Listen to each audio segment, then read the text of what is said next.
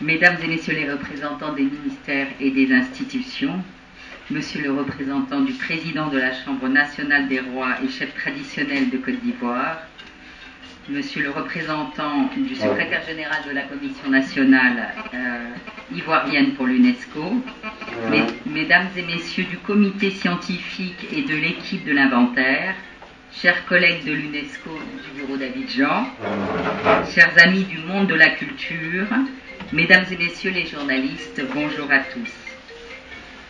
Je voudrais, au nom de la directrice générale de l'UNESCO, Madame Audrey Azoulay, qui nous a rendu visite à la fin du mois de février, et de Monsieur Babacar Cissé, qui est le coordinateur résident du système des Nations Unies ici en Côte d'Ivoire, saluer Monsieur Maurice Kwaku Bandaman, ministre de la Culture et de la Francophonie, non seulement pour son application à la mise en œuvre de ce projet, mais surtout pour la qualité de la collaboration entre son ministère et l'UNESCO, qui se manifeste notamment par sa disponibilité et son appui constant à notre bureau et à ses activités.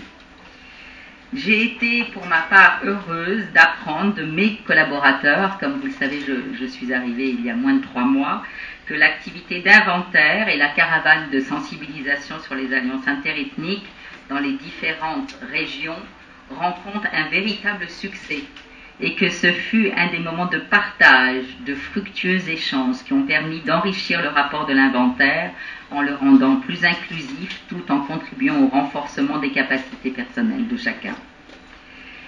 Mes vives félicitations iront donc à l'équipe de l'inventaire, avec à sa tête le professeur Sekongo Fernand et le comité scientifique avec à sa tête le professeur Loubamba. Je félicite également les jeunes relais communautaires pour la paix de l'UNESCO, les autorités traditionnelles et les communautés pour leur participation effective à ce projet. Comme vous le savez, et cela a été rappelé ce matin, la sauvegarde du patrimoine culturel immatériel dans les politiques nationales et internationales favorise l'inclusion et l'équité sociale.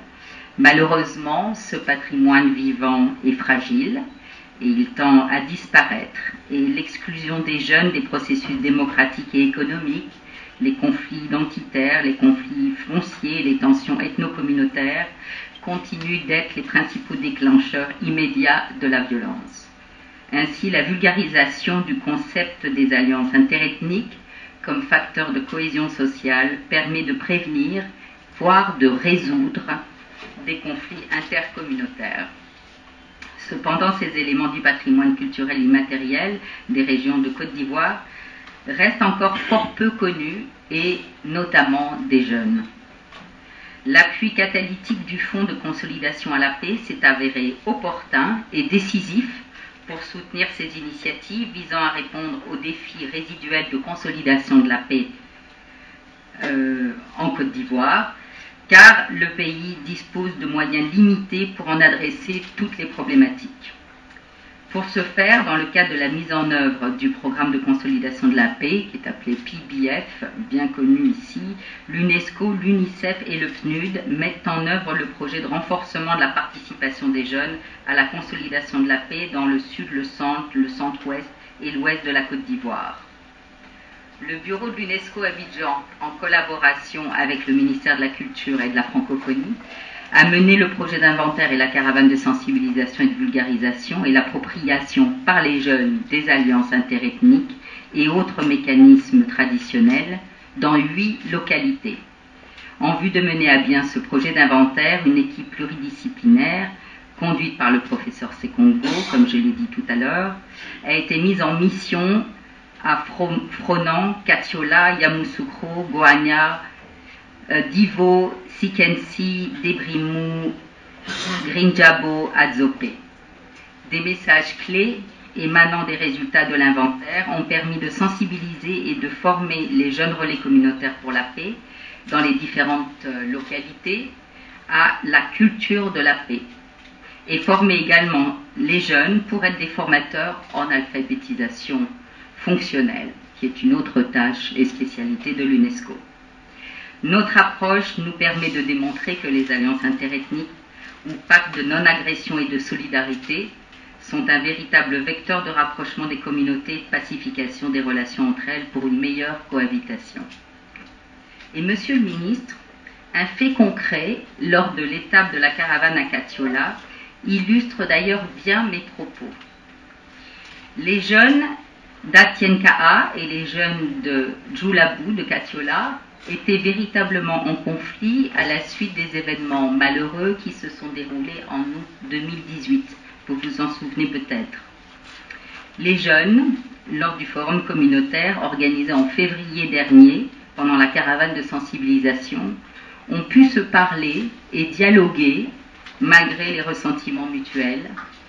Et le processus de réconciliation des deux communautés est en cours, mené par les jeunes mêmes de ces deux communautés. Je crois que c'est un beau succès directement d'Azazère. Donc, comme vous le voyez, le défi est immense, mais surmontable. Et je reste convaincue qu'avec les résultats de cette étude et de la caravane de sensibilisation, nous pouvons contribuer à une paix durable en Côte d'Ivoire. Ce projet est en train de permettre à la jeunesse ivoirienne d'être non en marge, mais le point focal du processus de consolidation de la paix en Côte d'Ivoire. Pour votre information, nous continuerons à œuvrer dans le cadre de ce projet jusqu'en 2020 dans 4 autres localités, Danané, Ferké, Bouna, Abengourou. Donc pour terminer, Monsieur le Ministre, je voudrais encore une fois réitérer la reconnaissance de l'UNESCO à votre égard, grand homme de culture qui ne ménage aucun effort pour la valorisation et la promotion de la culture ivoirienne. Je voudrais également remercier le représentant de la Chambre nationale des rois et des chefs traditionnels de Côte d'Ivoire pour leur rôle essentiel et leur contribution à ce processus. Également tous les préfets et les maires des 8 localités visitées pour leur soutien et leur participation active. Je salue d'ailleurs le représentant du maire de Katiola qui a fait l'effort de se déplacer ce matin. Merci beaucoup, monsieur. Mes remerciements vont également à l'endroit des professionnels et des cadres du ministère de la Culture, ici présents, et de l'Office national du patrimoine culturel, avec qui nous avons eu le plus grand plaisir à travailler. Grand merci aux directeurs régionaux de la culture et de la francophonie des 8 régions concernées par l'inventaire pour leur implication dans la mise en œuvre de ce projet.